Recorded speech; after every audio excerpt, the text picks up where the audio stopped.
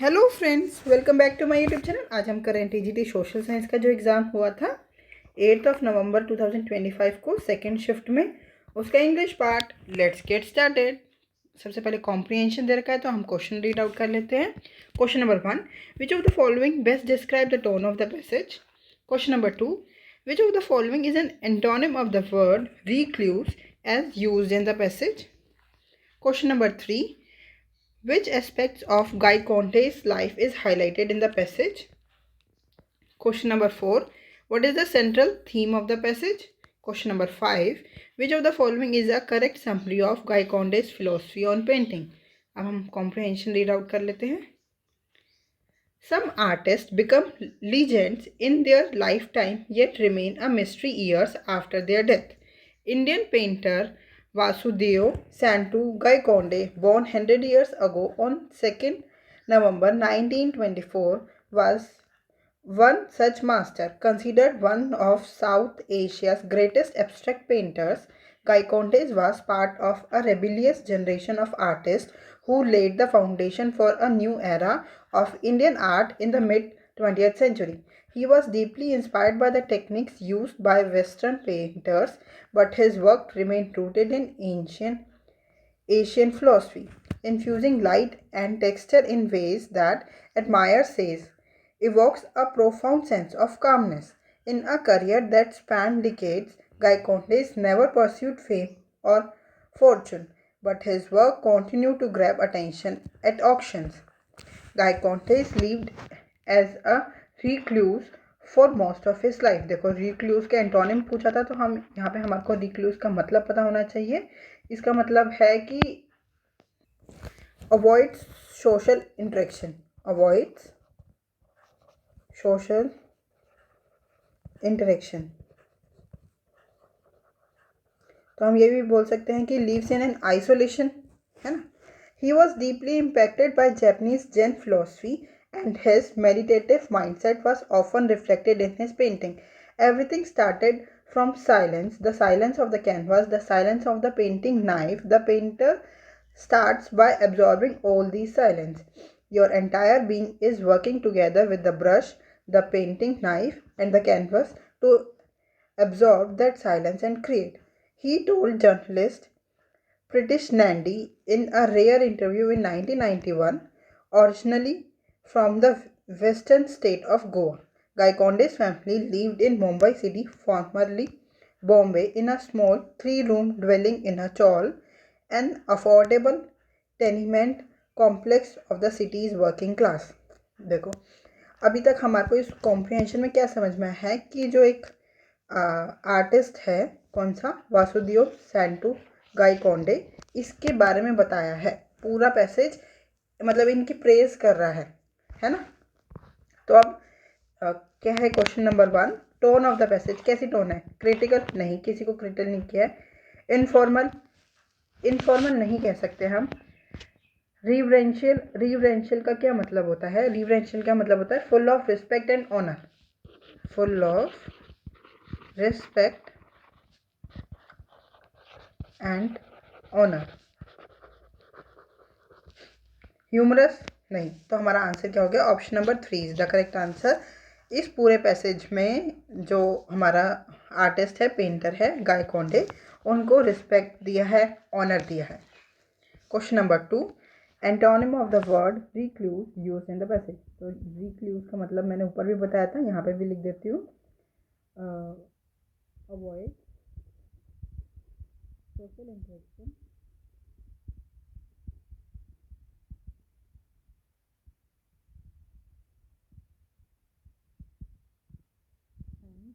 a person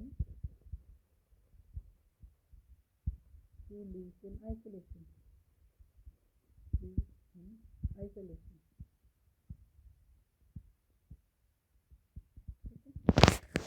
socialite, hermit, insolent या philosopher. इसका मतलब तो रिक्लूज का एंटोनिम होगा जो जिसको सोशल इंटरेक्शन करना पसंद हो। तो सोशलाइट हमारे को वर्ड से ही पता चल रहा है इसका क्या मतलब है। A person who enjoy social gatherings, लिख देती हूँ मैं, a person who enjoys social gatherings.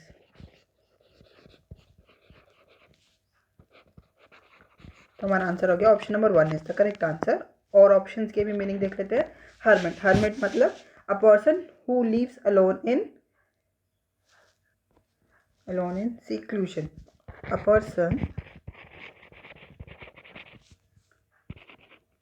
who lives alone in seclusion. इसका मतलब ये तो सिनोनिम हो गया ऑफ रिकल्स का।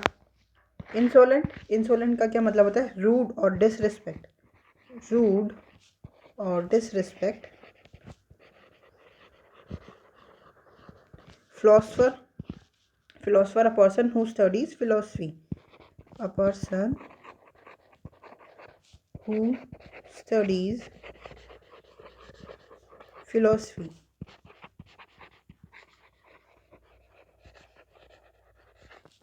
Question number 3. Which aspects of Guy Conde's life is highlighted in the passage? His extravagant lifestyle and wealth, his deep connection with Zen philosophy, his collaboration with other artists, his influence on modern Western art. देखो passage में भी लिखा है, देखो मैं आपको दिखाती हूँ क्या लिखा है। He was deeply impacted by Japanese Zen philosophy. तो हमारा आंसर क्या हो गया? Option number 2 is the correct answer. His deep connection with Zen philosophy. Question number 4. Central theme of the passage. The rise of abstract art among painters in the 20th century. The role of Zen philosophy in Western art and its impact. The commercialization of art in modern India and its results. The life and legacy of the Indian painter Vasudev Santu Gaitonde. तो central theme हम क्या दे सकते हैं? The life and legacy of Indian painter Vasudev Santu Gaitonde. Option number 4 is the correct answer. हमने ये central theme क्यों दी? क्योंकि पूरा जो पैसेज है, हमारा पूरा जो कॉम्पोजिशन है वो इस पेंटर पे ही है, इन पेंटर पे ही है। Question number 5. Which of the following is a correct summary of Guy Conde's philosophy on painting? Art should be created quickly and spontaneously. The art must prioritize fame over artistic purity. The art should begin by absorbing silence and stillness. Painting should reflect vibrant colors and bold designs. तो हमारा answer क्या हो गया? The art should begin by absorbing silence and stillness. मतलब जो गाय कॉन्डेस की philosophy है ना इन पेंटर की, वो यही थी। ऊपर पैसेज में भी आया है कि वो हर चीज़ साइलेंस से करते थे। Question number 6. Select the most appropriate meaning of the given idiom. Idiom क्या है? To get one's ducks in a row, to get one's ducks in a row. इसका मीनिंग क्या होता है? To get one's ducks in a row means to organise things properly and make preparation before taking action. Relative to organise things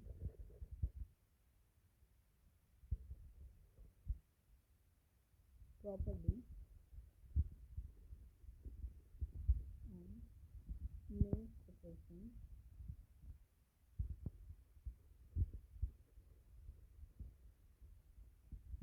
before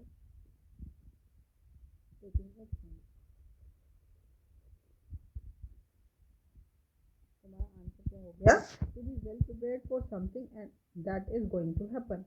To socialize with large group, to finalize an agreement hastily, to engage in a competitive activity. तो answer क्या हो गया? To be well prepared for something that is going to happen. Option number 1 is the correct answer. Question number 7. Identify the incorrectly spelled word in the given sentence. The committee, देखो COMMITTEE, ठीक है, ये word बहुत बार पूछा जाता है क्योंकि इसमें डबल एम आता है, डबल टी और double E. Has presented measures to address the traffic jam in the city. Measures MEASURES, एक ही एस आता है, दो नहीं आते। तो यहाँ पे इस मेजर्स का मतलब क्या है? Action, steps or plan taken to solve a problem. Actions, steps or plans taken to solve a problem. तो हमारा आंसर क्या हो गया? Option number 4 is the correct answer. Question number 8. Antonym of the underlined word in the given sentence. The movie ending was ambiguous, leaving viewers puzzled. यहाँ पे ambiguous का क्या मतलब है वो पता होना चाहिए. Unclear और open to more than one interruption. Interpretation. Confused लिख देती हूँ मैं. Confused, unclear और confused है ना. तो unequivocal, comical, romantic या tragical. तो इनकी मीनिंग्स पता होने चाहिए. unequivocal का क्या मतलब होता है?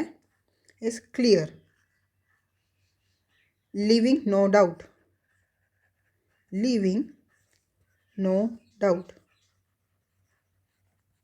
comical, comical मतलब funny. romantic, related to love, related to love.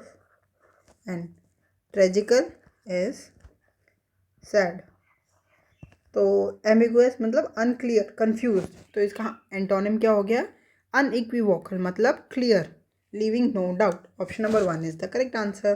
Question number 9. Antonym of the underline word in the given sentence. The debate between the participant was intense and packed with powerful opinions. यहाँ पे intense का क्या मतलब है हमारे को वो भी पता होना चाहिए. इंटेंस का मतलब है वेरी स्ट्रॉन्ग और full of strong emotions, full of strong emotions. आप ऑप्शंस की मीनिंग देखते हैं आपने.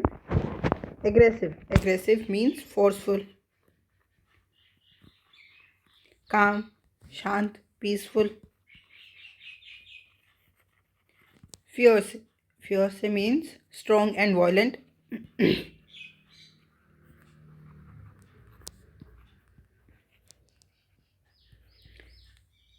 zealous, zealous means very enthusiastic.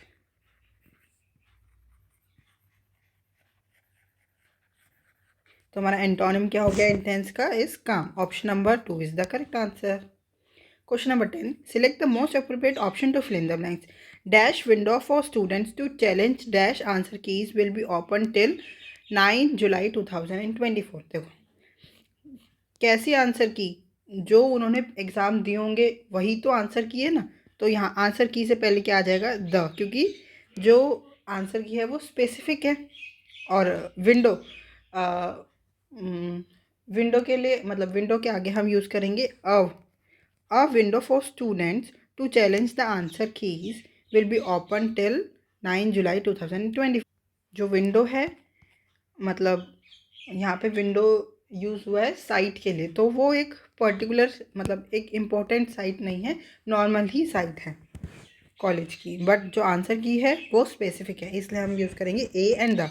Option number 4 is the correct answer. Question number 11. Sentence of a paragraph are given below in jumbled order. Arrange the sentence in the correct order to form a meaningful and coherent paragraph. देखो किससे start हो सकता है? ई से, सी से, D से, B से. तो पहले हम बी पढ़ते हैं. The scientific investigation of this phenomena is formally recognised as coronobiology, an interdisciplinary field that seeks to elucidate the intricate mechanism underlying the biological temporal organization of living organisms. ये तो हमारे को जो बी है वो starting नहीं लग रहा, क्योंकि क्या है? साइंटिफिक इन्वेस्टिगेशन है, मतलब कि किसी चीज़ का इन्वेस्टिगेशन है. बट उसका स्टार्टिंग कहाँ से होगा? जो वो इंट्रोडक्शन दे रहा हो जो पार्ट. आप सी पढ़ते हैं एक बार. Every living creature possesses an innate, complex time-keeping system that orchestrates and synchronizes its various philosophical and behavioral activities with remarkable precision, effectively functioning as an internal biological chronometer. सी 1% थोड़ा सा लग रहा है, क्योंकि हर लिविंग क्रिएचर ऐसा होना चाहिए करके है ना. अब हम एक बार डी भी पढ़ते हैं. While some researchers refers to this internal time keeping mechanism. कौन सा? दिस लिखा है ना, तो दिस के पहले कुछ होना चाहिए, तो डी से भी स्टार्ट नहीं होगा. बी से भी स्टार्ट नहीं होगा। अब ई एक बार पढ़ते हैं। This internal temporal regulator informs both human and animals. कौन सा इंटरनल टेम्पोरल, वो भी पता होना चाहिए, तो डी से भी स्टार्ट नहीं होगा। किससे स्टार्ट होगा? सी से। ए की ऑप्शन है सी, देन ई, फिर ए, फिर D and B. Option number 2 is the correct answer. Question number 12, select the most appropriate meaning of the underline idiom. Idiom क्या है? Play devil's advocate. Play devil's advocate का क्या मतलब होता है? एक बार हम सेंटेंस पढ़ते हैं, क्या पता सेंटेंस से ही हमारे को इसका मतलब क्लियर हो जाए। He offer to play devil's advocate and argue against our case so that we could find any flaws in it.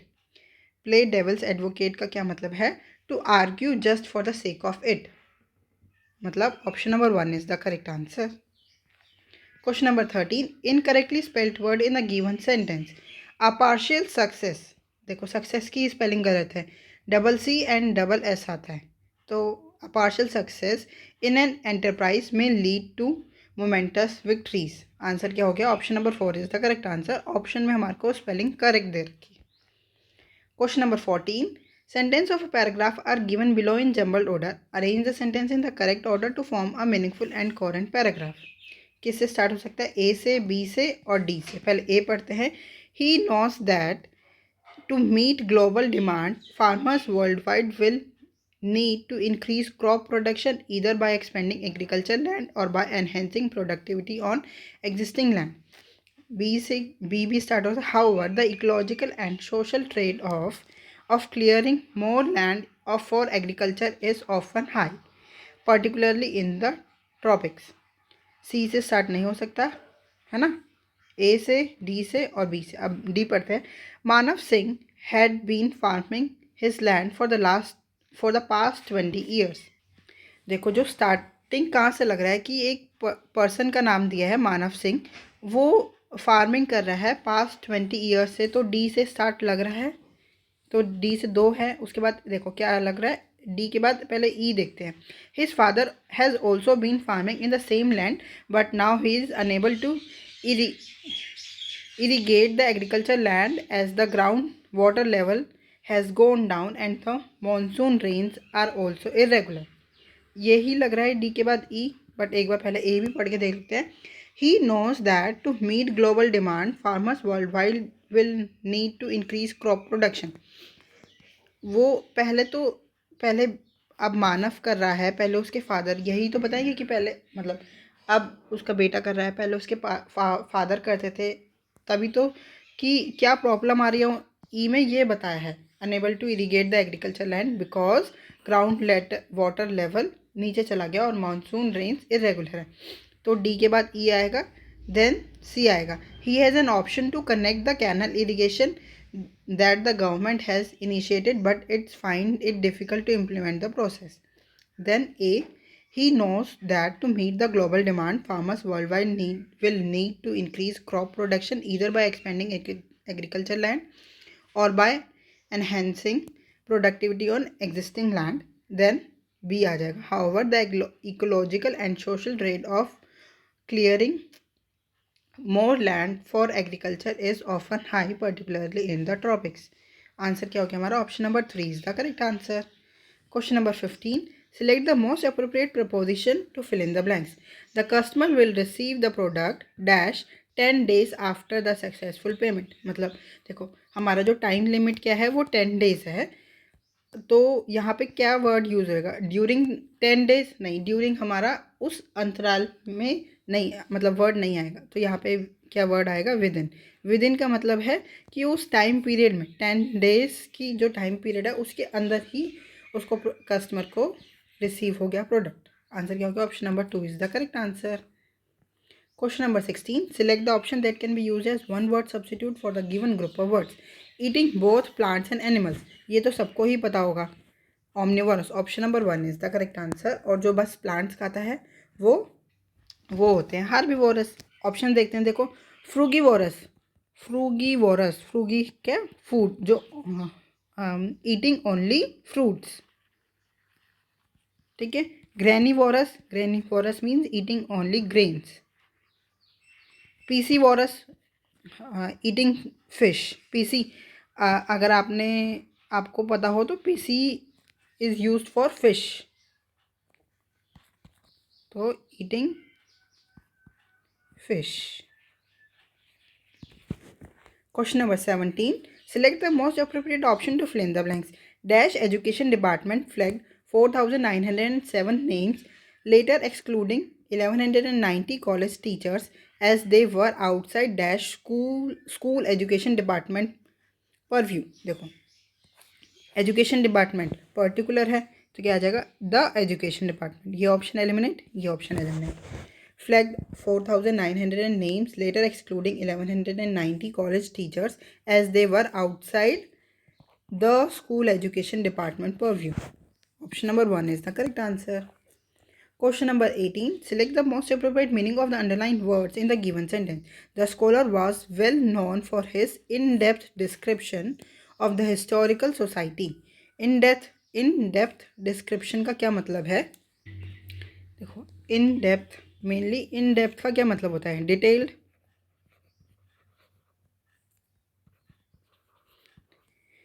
और covering all important aspects of a subject. तो हम ऑप्शंस में देखते हैं हमारे लिए कौन सा वर्ड सही है। कॉम्प्रिहेंसिव, कॉम्प्रिहेंसिव का मतलब भी यही होता है डिटेल्ड। तो हमारा आंसर क्या हो गया, option number 1 is the correct answer. Shallow मतलब खाली, मतलब ऊपरी ऊपरी से। ब्रीफ कंसाइज वे में, मतलब छोटा कर देना। इनडिस्टिंक्ट नहीं, ये भी नहीं है। तो हमारा आंसर क्या हो गया, option number 1 is the correct answer. Question number 19. Select the most appropriate option to fill in the blank.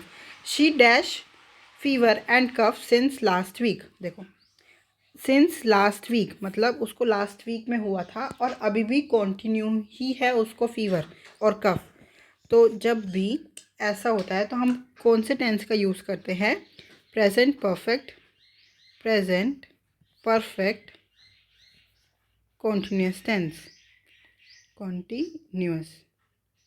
तो हम उसमें CONTINOUS कॉन्टिन्यूस टेंस, तो उसके हम क्या, हैज़ प्लस हैव, हैज़ या have plus been plus verb plus ING, यही हमारा स्ट्रक्चर होता है। तो यहाँ देख लेते हैं, has been experiencing, she has been experiencing fever and cough since last week. Option number 3 is the correct answer. Question number 20. Select the most appropriate option to fill in the blanks. She can come here dash she is free. She can come here because she is free, whenever she is free, या दो she is free, lest she is free। तो देखो यहाँ पे क्या word use होगा, whenever। whenever का मतलब है at any time that she is free, whenever। तो हम यही यूज़ करेंगे ना, she can come here whenever she is free। Option number 2 is the correct answer. I hope ये 20 क्वेश्चन आपको बहुत अच्छी तरह समझ में आए होंगे। अगर आपको कोई भी डाउट है तो आप हमसे जुड़ सकते हैं @mathspS1 टेलीग्राम चैनल पे। Thank you, keep learning, keep practising.